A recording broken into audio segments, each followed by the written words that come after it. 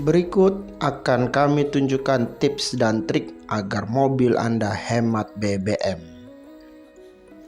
Yang pertama adalah kondisi mesin Anda harus dalam kondisi prima.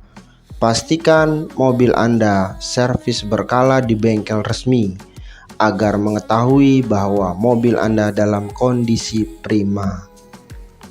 Yang kedua adalah jaga putaran mesin. Artinya kita kalau mau berkendara dengan efisien mengoper gigi itu di kisaran RPM 1500 sampai 2200 untuk mesin bensin dan 1100 sampai 2000 untuk mesin diesel. Jadi ngoper giginya itu jangan sampai 4000 RPM, jangan sampai suara mesin kita meraung-raung. Yang ketiga, hindari akselerasi dan pengereman berlebihan. Prinsipnya kalau kita tidak harus ngerem ya jangan ngerem, gunakan momentum. Kendaraan beriringan, kalau kita berjalan di depan terlihat lampu remnya menyala, ya kita harus mulai melepas pedal akselerator menggunakan momentum daya dorong. Daripada kita ngegas terus, nanti saja kalau udah deket baru ngerem, boros juga. Start pelan, targetnya 5 detik kecepatan mencapai 20 km per jam. Injak pedal secara halus, buka pedal gas tidak penuh. Nah, ini yang keempat, gunakan engine brake. Pengereman dengan tenaga mesin seperti tadi, kalau kita nggak harus ngerem, ya lepas pedal, pindahkan gigi secara teratur. Jadi, ada juga cara lain, misalnya kita ingin menghemat BBM dengan jika mobil kita manual, itu bisa dengan gigi di posisi netral, kita jalanan menurun. Tapi pastikan menurunnya tidak terlalu menurun ya, nanti mobil melaju dengan sangat cepat. Akhirnya kita menggunakan pedal rem, itu juga menjadi boros. Jika jalanan menurun dan tidak terlalu terjal, cuman menurunnya ini panjang dan kecepatan mobil tidak terlalu cepat, dan di depan kita itu tidak ada gangguan hambatan yang membahayakan kita, yang sebaiknya di netral aja, itu juga bisa irit BBM. Tapi kita manfaatkan momentum, kira-kira kita baca jarak nih. Oh misalnya di depan lampu merah sekitar 1 km lagi, kita turunannya kecepatannya tidak tinggi, tapi kita tidak perlu engine brake, tapi kita tidak perlu menginjak pedal rem. Nah, kita prediksi pada saat sampai di lampu merah, kita hanya sedikit menginjak pedal rem dan mobil berhenti. Nah, itu bisa juga kita gunakan posisi gigi netral. Itu cara yang saya tempuh, sehingga Nissan X-Trail saya bisa menempuh untuk dalam kota itu 1:12, untuk luar kota 1:18.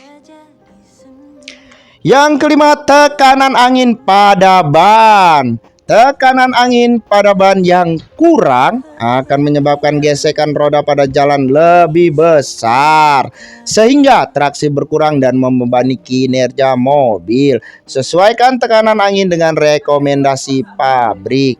Tekanan angin yang kurang akan membuat ketidakstabilan roda, sehingga konsumsi BBM lebih boros 5 hingga 20%, dan begitu juga sebaliknya. Pastikan tekanannya sesuai rekomendasi pabrik, dapat dilihat pada buku manual dan atau tire placard, stiker yang biasanya terdapat pada sisi rangka pintu atau glove box. Gunakan bahan bakar berkualitas. Selalu mengisi bahan bakar di SPBU dengan kualitas bahan bakar yang baik. Takaran akurat, nilai oktan yang sesuai dengan kebutuhan mesin kendaraan, dan tidak meninggalkan kotoran atau kerak sisa pembakaran. Itu biasanya Pertalite ya. Sehingga dapat membuat kinerja mesin menjadi lebih efisien dan membuat jarak tempuh lebih jauh. Jika kita memiliki mobil dan kita sangat sayang terhadap mobil kita, alangkah baiknya kita gunakan BBM yang sesuai rekomendasi pabrik. Mobil-mobil sekarang itu kebanyakan kompresinya tinggi, di atas 1:10 atau 1:11. Bahkan sekelas LCGC pun, Alia, Calya, Sigra dan Agya itu sudah kompresi tinggi. Sedangkan mobil ini, Nissan X-Trail, itu sangat sayang jika menggunakan Pertalite, karena Pertalite itu memberi pengaruh buruk kepada mesin. Memang ada yang bilang, aku pakai Pertalite biasa-biasa aja saat ini. Tapi lihat, kalau kalian pemakaian jangka panjang, Pertalite itu bisa merusak yang namanya sensor CO2. Oke, nanti kita lanjut lagi untuk membahas kekurangan dan kelemahan jika menggunakan Pertalite. Nomor 7, matikan AC jika tidak perlu. Kompresor AC memberi beban cukup besar ke mesin. Matikan jika tidak diperlukan atau saat kita melaju di cuaca yang sejuk. Diatur AC mobil pada suhu 22-23 derajat. Kalau AC terlalu dingin, kompresor akan bekerja keras sehingga membebani mesin. Dan harga kompresor itu ada yang 5 juta. Nah, kalau kita sayang daripada kita keluar duit 5 juta, sebaiknya kalau kita pakai AC jangan dibuat full. Orang itu pada salah paham. Saya sering banget nemuin orang menghidupkan AC semuanya dibuat full, blowernya full, yang dinginnya dibuat full. Itu jangan, berbahaya buat kompresor AC bekerja terlalu berat. Dan jika perjalanan jauh, jika diperlukan lebih dari 2 jam atau 3 jam, sebaiknya AC dimatikan. Tapi jika panas banget ya istirahat aja dulu mobilnya, jangan dipaksa, karena kompresor AC itu harganya mahal sekali. Sering saya temuin orang perbaikan servis AC, perbaikan kompresor AC, itu saya tanya, ternyata dia itu kalau nyalain AC dibuat full, dingin banget gitu loh. Padahal mobil-mobil baru, mobil-mobil yang masih sehat itu nggak perlu kita buat jarumnya mentok sampai full, itu sudah dingin. Tapi kadang orang suka kurang bersyukur, akhirnya AC-nya dibuat dingin sekali, blowernya dibuat full. Supaya apa? Tujuannya supaya dingin, tapi dia nggak tahu bahwa itu menghancurkan kompresor AC-nya. Yang ke-8, pengoperasian gigi transmisi yang ideal.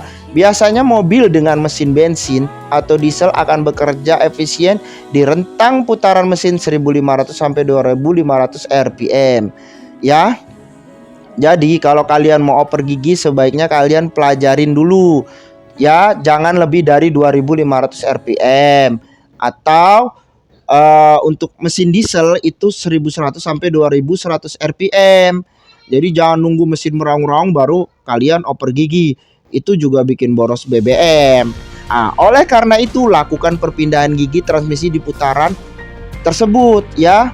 Paling hemat jika mobil melaju dengan konstan di putaran tersebut dengan menggunakan gigi transmisi yang tinggi, biasanya akan tercapai kecepatan antara 70 sampai 80 km per jam. Dan itu bisa jika kalian ini misalnya kalian ganti di RPM 3000, ganti giginya itu bisa 20 sampai 30% BBM lebih boros. Yang ke-9, gunakan momentum.